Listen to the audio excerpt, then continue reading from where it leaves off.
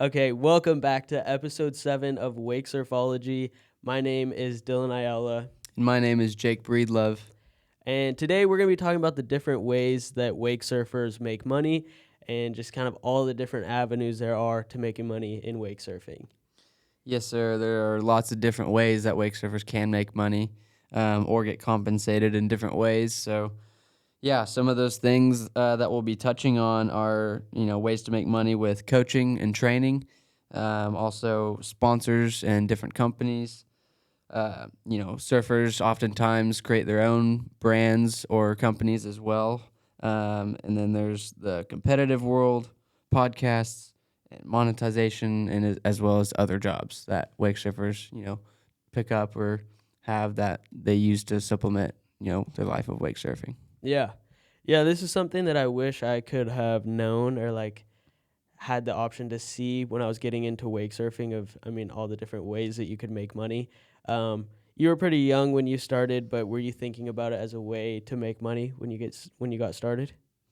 Yes and no. When I first got into it, obviously I was just, in it for fun, and I thought it was just a really cool sport in general. And I did like, the scene of like the wakeboard world, the competitions, and I kind of wanted to see if there was some of that for wake surfing.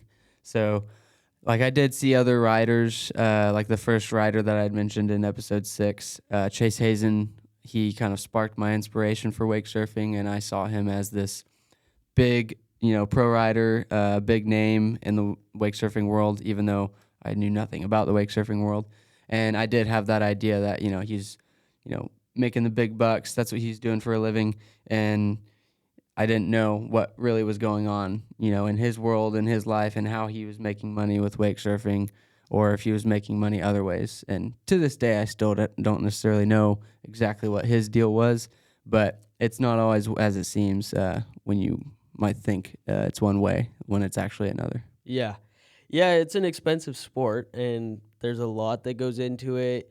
Like training is expensive. Obviously, you have to have a boat, that's expensive. Boards, everything about it is expensive. And figuring out a way to not only monetize your passion and just what you do is really cool, as well as like trying to make sure that you can do this for as long as you want or as long as you can is something that I really want to do and have really tried to do. I mean, since I've graduated high school, I really loved wake surfing and just wanted to do this as long as I could. So, And that's really cool to hear because that's not everyone's goal for wake surfing.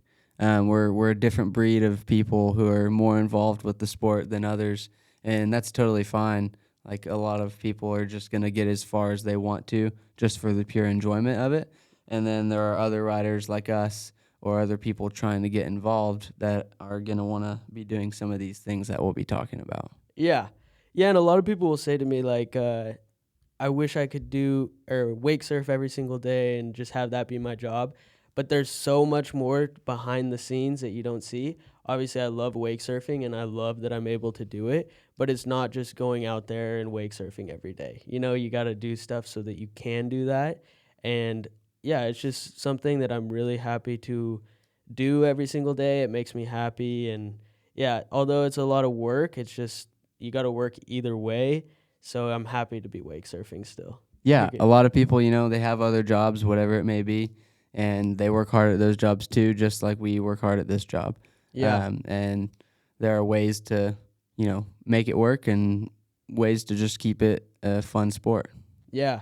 Yeah, I remember when I was 18 and I was just graduating high school and um I was a semi-pro. I was going to be going to pro the next year, and my mom and dad actually sat me down and showed me how much it would cost for me to keep wake surfing on my own and to pay for that continuing and going forward, and it really overwhelmed me, like the price on that, because I didn't understand how much they were sacrificing and doing for me to wake surf.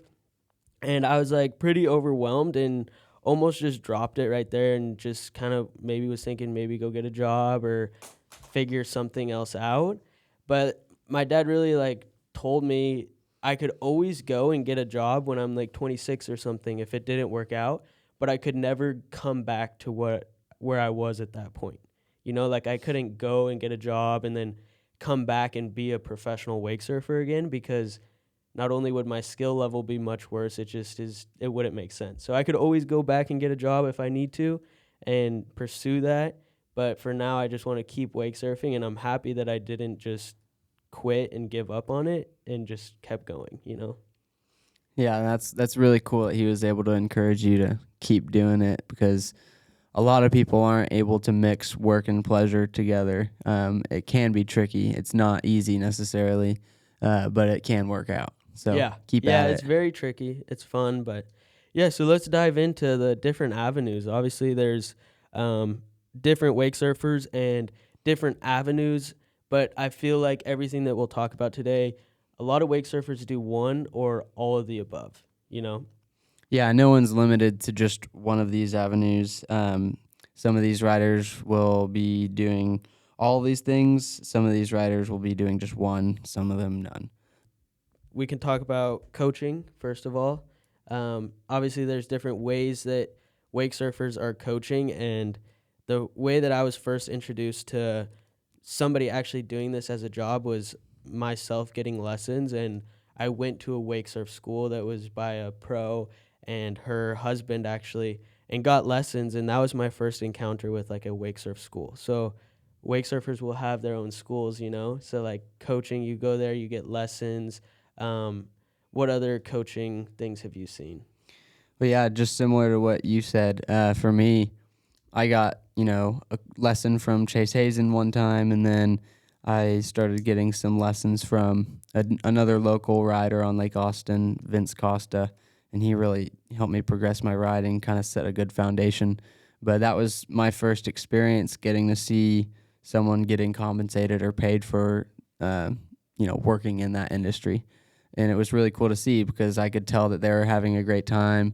They loved what they were doing, and it wasn't necessarily, crazy expensive. I mean, it can be pricey at times, but for what I'm wanting to achieve out of it, it was very fair and awesome to learn. Yeah.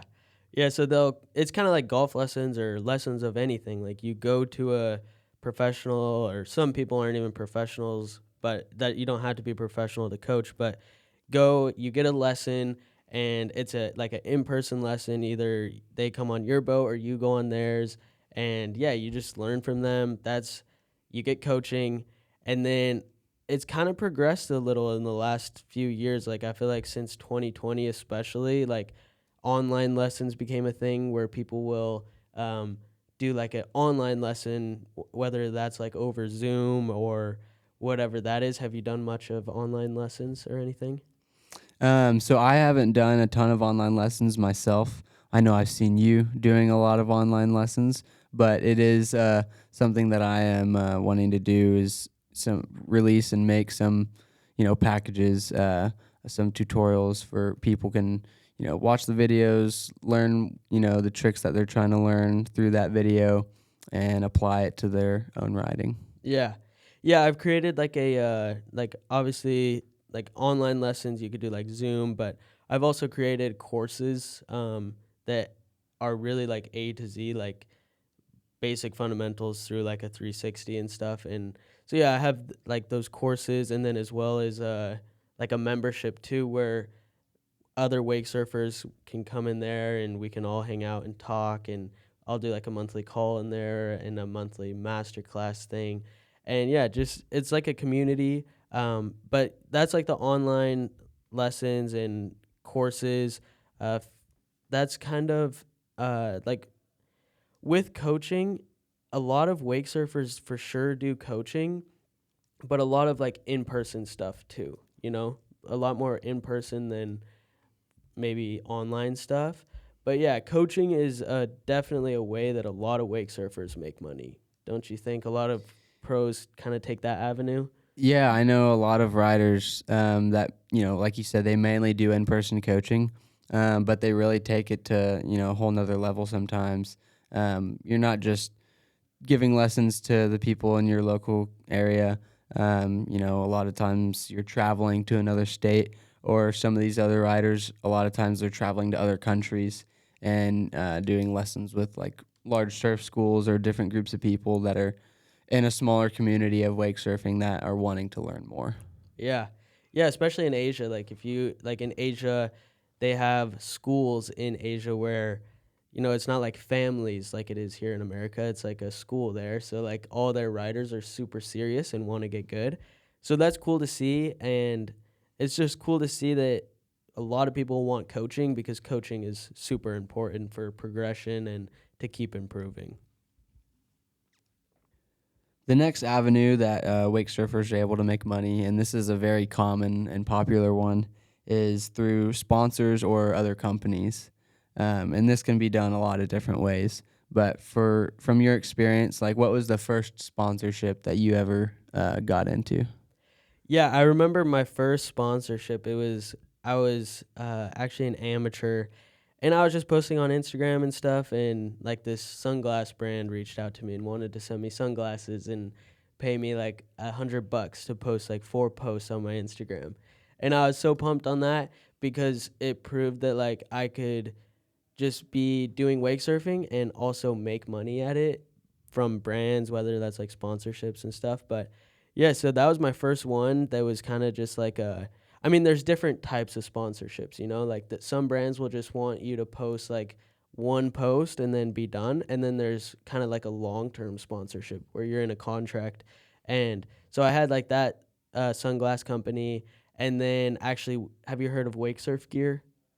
I think so, yeah. Yeah, I don't know if they're still making stuff, but they were my first like real sponsor that was kind of long term, and they would pay like my entry fees, and actually they would even, I think that they would pay me like a yearly check or something, and I would just like promote them. And it's really for like the wake surf gear specifically for the love of the sport and for wake surfing to really grow the brand. They're super cool people, and yeah, so wake surf gear. And then like my third sponsorship would be like a board brand. From there I got sponsored by Soulcraft, and that really helps out a lot, having a board sponsor, because I was in outlaw, semi pro, and they were sending me boards, and like boards are expensive.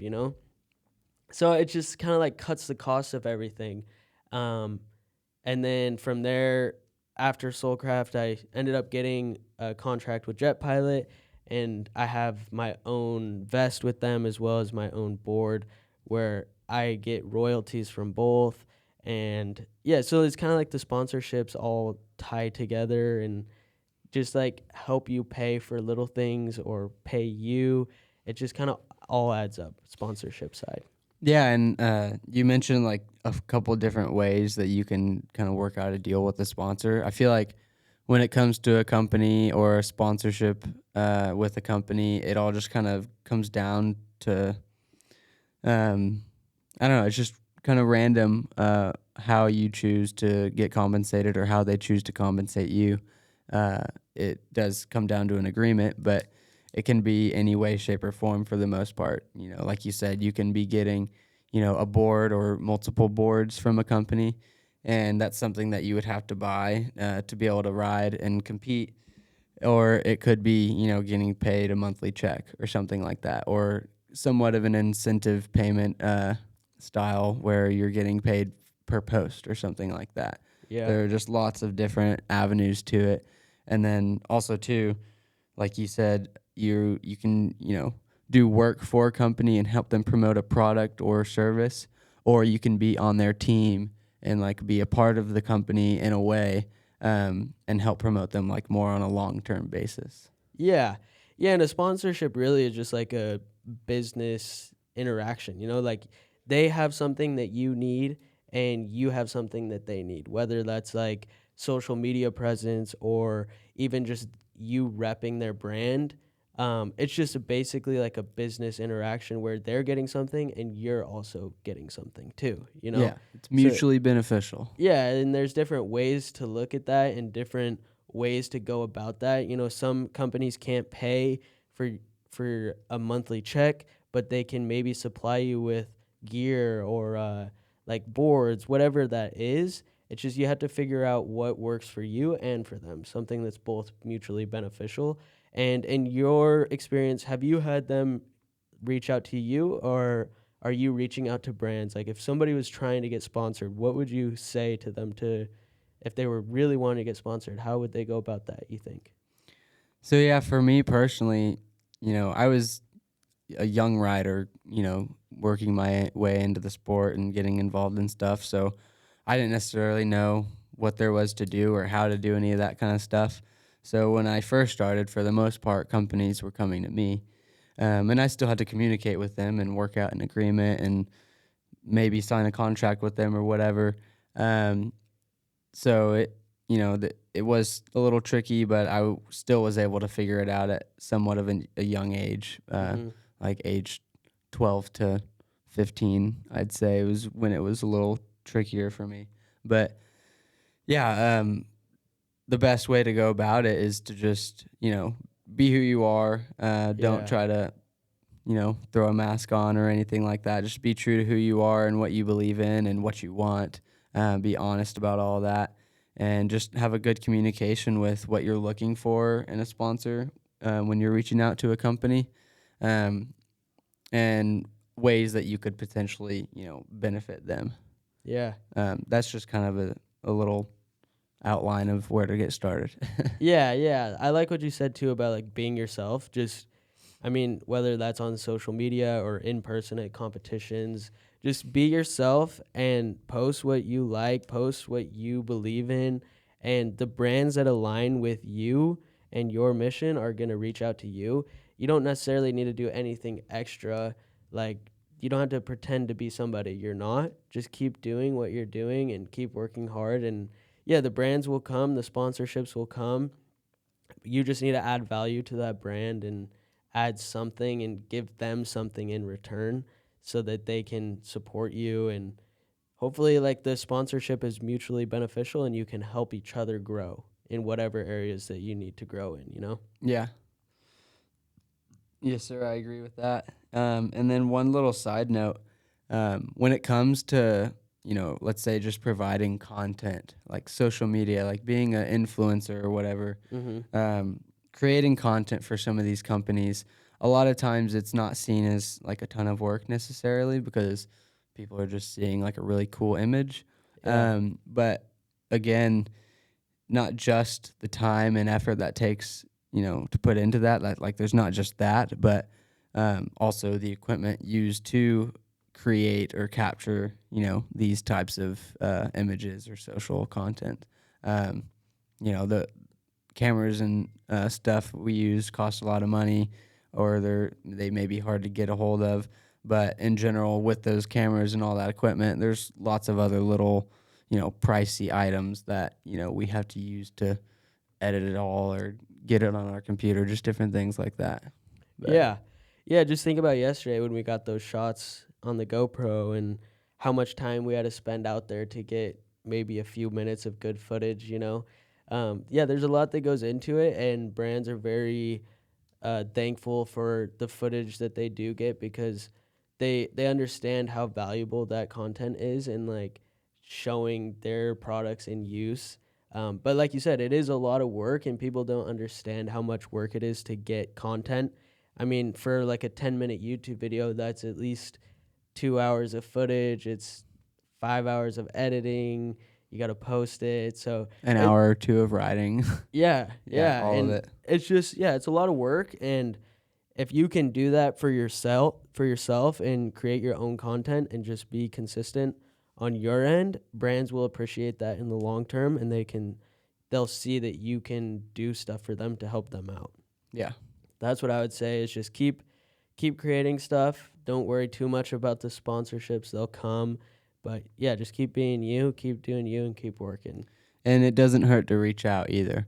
Yeah. If you get a no, that doesn't mean it's a no forever. Right. And that brings up the topic of some wake surfers even have managers to reach out to brands. Obviously, that's like higher level, but managers that will work out their brands, work out their contracts, and use one contract against another. And it gets pretty deep. I mean, like the negotiations and all the stuff that goes into even that side of things. Like you can use one sponsorship to get another one, and it's kind of crazy. There's a lot that goes into sponsorships, and they're definitely worth it. um, and you can get a lot out of a sponsorship as well as they can get a lot out of sponsoring you. Yeah, and just another little side note, Dylan and I, we are not experts in business or anything like that. We are normal people, and we're still able to figure out and learn all these things just like you are. So don't feel like this is all too much or something you can't do, because it is very, very achievable. Yeah, for sure. And it's fun to be sponsored and to ride for a brand that you truly believe in. So the next avenue where wake surfers can make money, this is going to be in competitions. That's where we're going to go into next. So what have you seen as far as wake surfers making money in competitions? Yeah, I mean, like you said, that's another avenue. I think it's just a piece of the puzzle, competitive riding. I don't, you can make an all right amount of money. I mean, if you're winning first place at a pro competition, how much is it? Like 2 grand? It's usually only like no more than 1,500. It's Okay, usually 1,250 on 1250. average. Okay. So yeah, I mean, the part of competitive riding where it pays off is showing that you're the best, I guess, like documenting going to the competitions and supporting your sponsorships at the competitions. And um, if you're doing good in competitive riding, that can lead to payments in other ways. I don't think anybody could necessarily make a full time living from competitive riding. I think what you're getting at is you can make money at a competition, but in the end, you may be losing money, or you might not be making that much money because of costs to get to that competition or to make that competition happen. Yes, yeah. And there's a lot of competitions, and I think you'd have to do them all to really make money. I mean, a flight to the competition is like $400, and then you got to have a place to stay. So, like by the end, unless you're like, I don't know, I don't see how it could necessarily make sense. It just is it's a lot of fun. Do you think you could make like money competitive riding? What do you think? um, so again, yes and no. Technically, you can, because you can go and get third, second, or first and Yeah, win money. But like we've been saying, you got to pay for airfare, you got to pay for hotel or a place to stay, you got to pay for your entry fee. And if you don't have one of these other ways of making money, like, or compensation, like sponsors and companies, which is kind of where this ties into, then you'll probably be having to pay all of those expenses, right. because sponsors and other companies oftentimes pay you or compensate you for travel fees or entry fees, things like that. Right. Yeah, so that's where like your sponsorships tie in is you could get a sponsor to pay your entry fee. You could get a sponsor to pay for your plane ticket and like some sponsors will even pay like a podium bonus too. You know, Mm-hmm. like if you get a third place, they'll pay you a bonus or you get first place, you get a bonus. So but to get to the point of being pro, you're having to ride, an hour a day, 5, 7 days a week. Um so it's very, very the prize money isn't very high, but it's just like a piece of the puzzle, like we were talking Yeah. about earlier. The competitive aspect on its own, you can't necessarily make a living or Yeah, make money off of that. yeah. But what it can lead to is sponsorships and more opportunities, and even like showing like the process of getting to that competitions Mm-hmm. to that competition. Like that's where you could maybe make competitive riding make sense and just like show that you are one of the best pros in the world. Yeah, and I feel like, at least for me, my view of competitions have definitely changed over the past few years, especially after being in pro.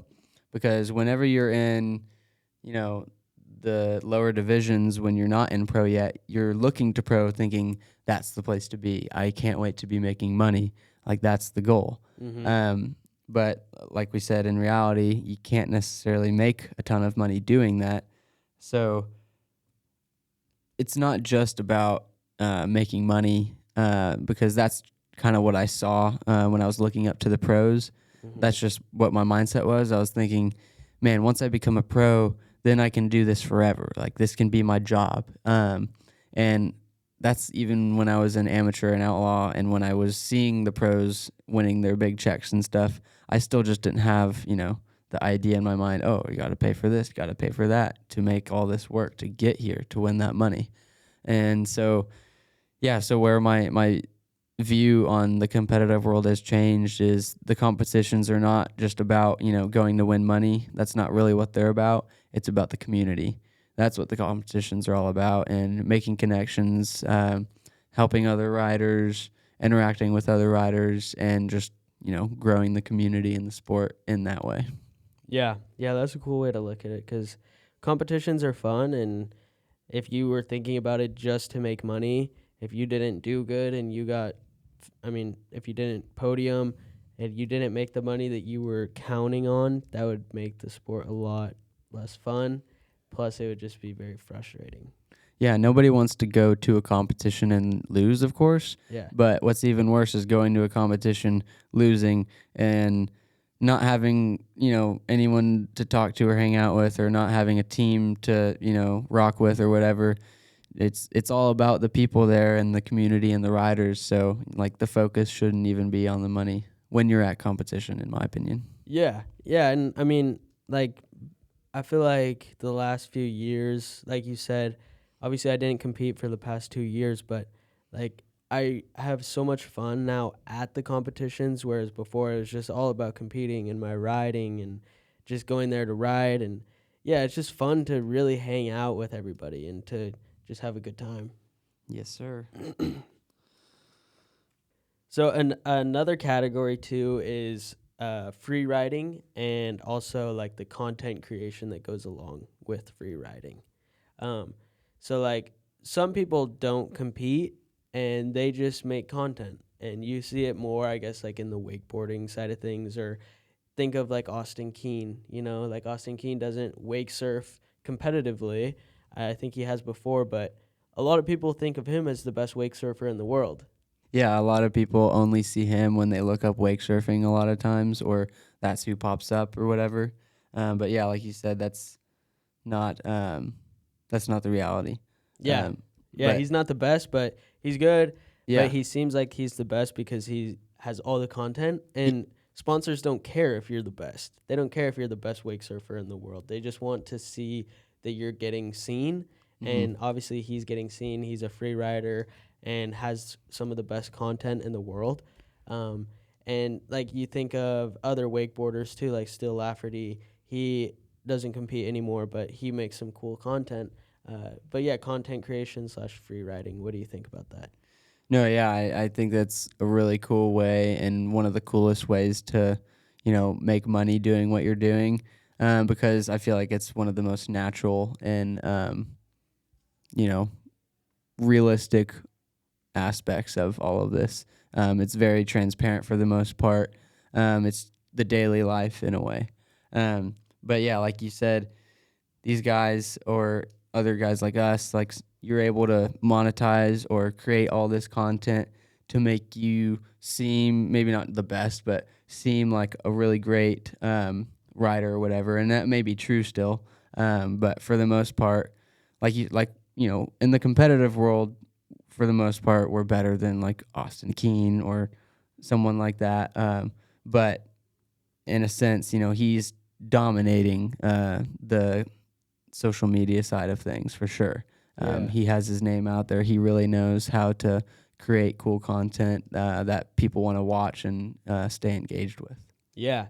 Yeah, so that's I guess another piece of the puzzle too. Like I mean, everything like we said works together, whether that's content creation, sponsorships. I mean, if you have good content, you're going to get better sponsors. If you do good at competitions, you might get better sponsors. And then you also document the competitions on the content side of things. But it's kind of all like a funnel, like the content I would say is honestly the most important piece because that leads to coaching, that leads to sponsorships.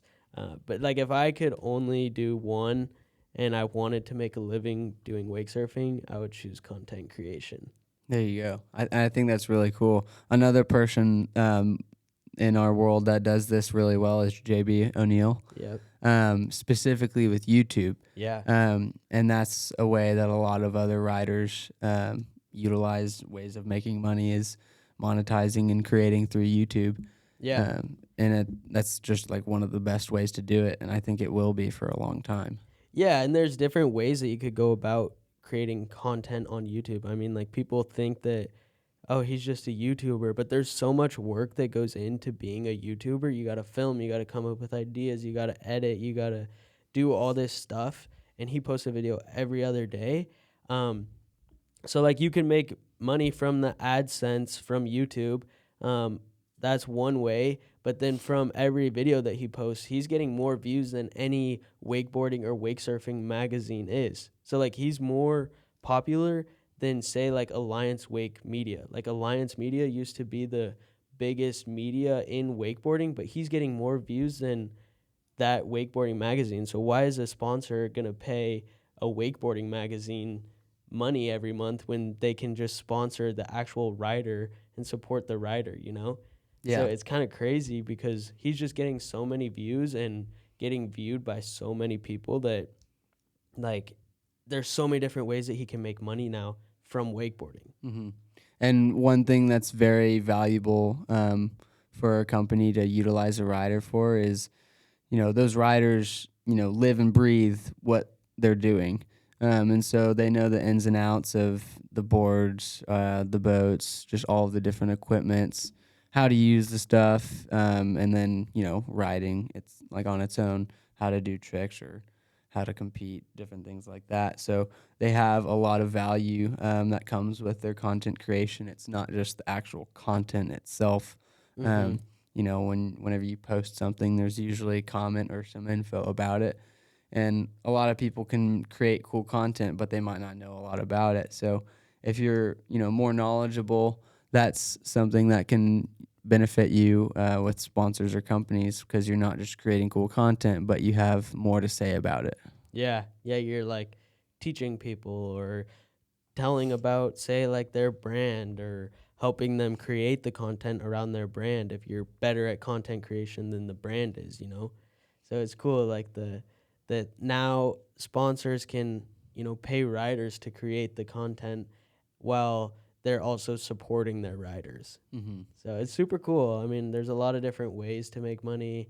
Content creation is, I think, superior. It's so fun and such a cool way to make money. Yes, sir. And it's like very honest and true to like your true lifestyle. Like that's one thing that you see that's consistent between guys like JB, Austin, and Steele is that they have, their lifestyle, in the eye of a camera basically, and or in the eye of a lens, whatever. And people are able to see just the daily lifestyle. It's not just the exact sport that they're doing, but it's other things that are fun with that sport. Or, like we're not just wake surfers. Like we wakeboard, we jet ski. I mean, we know how to drive the boat, and we know how to, you know, get a board set up. I don't know. There's just a lot else that goes Yeah. into wake surfing that isn't wake surfing. Right. Yeah. And I mean, obviously, we think about wake surfing like a majority of the day, but in reality, we're only wake surfing for like an hour, hour and a half max a day, And you know? sometimes we don't get to surf in a day. Yeah. And we're known as like wake surfers, but like we don't do that as much as we do other things, you know? Like content creation. Yeah. Yeah. For every hour that we're riding, we're watching our footage for 2 hours, watching, Editing the yeah, footage for editing another it. hour. Yeah, so it's a lot of work, and I mean it's fun work, but it's definitely work.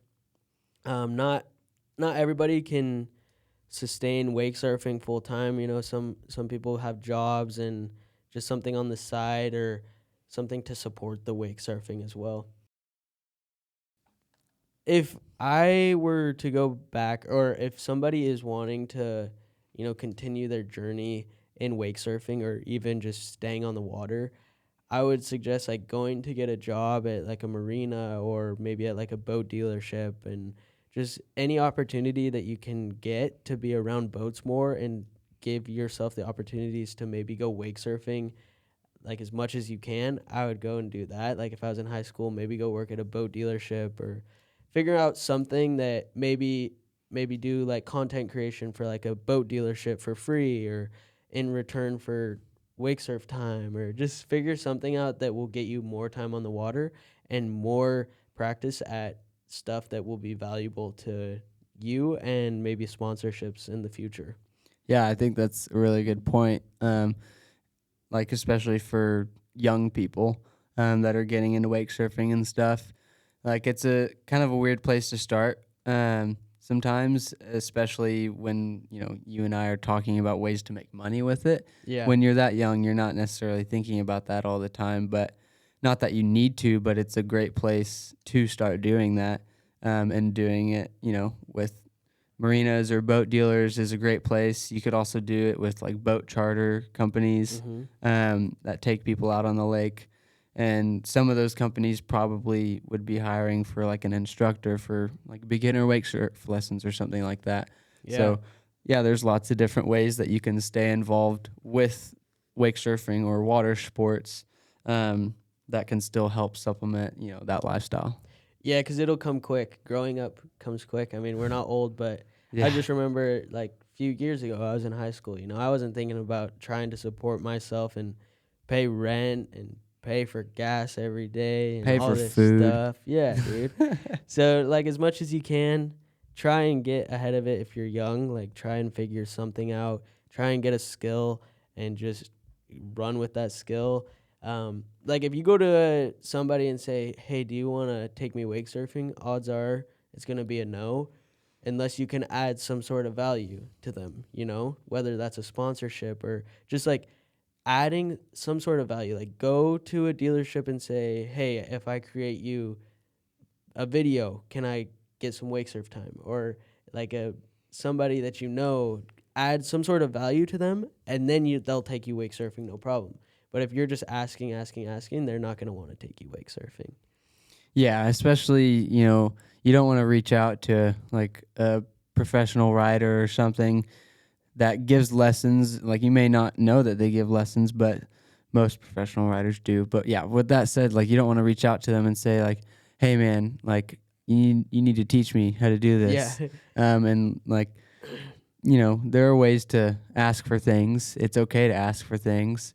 But usually there has to be some sort of mutually beneficial Right. agreement going on there. Yeah, like, I mean, I'm sure you do too, but I get those messages all the time like, "Hey, do you want to come out and surf on my boat?" Like, I was like, "Yeah, I do, but at the same time, it's like, this is my job and this is what I do for a living. So it's not like I can just go surf with everybody." But like, say a videographer was like, "Hey, can I come surf with you if I give you content?" Or something like that. Like, or like, if you can help somebody get something, they're going to want to take you. Yeah. But like, you and I, we do this for a job, so we can't really just be going out for fun every single day. Yeah, and it's not that we don't necessarily want to. It's just that since, we do have to support ourselves and make a living, we're going to put our time into areas that are going to help us continue to do that. Right. In Yeah. addition to wake surfing. Yeah. Yeah, it's a Doing lot that to on its own. juggle, but I mean, I want to do it forever, so. Yeah, me too. Let's do it forever, bro. And let's keep doing this podcast. Maybe one day we can add this to the list of making money. I'd say we're adding that to the list right now. Yeah, let's add that to the list and Yeah. let's see what this next year looks like. Fingers crossed. Yeah, maybe if any of you guys want to sponsor the podcast, we could maybe take a sponsorship or something. Yeah, we'd love to throw you up on the screen or talk about you, whatever, or give you some different options. So if that's something you're interested, just hit us up at WakeSurfology. Yes. And follow us on Instagram, WakeSurfology, and we will see you guys next week. Peace. Episode 7. Peace. Peace.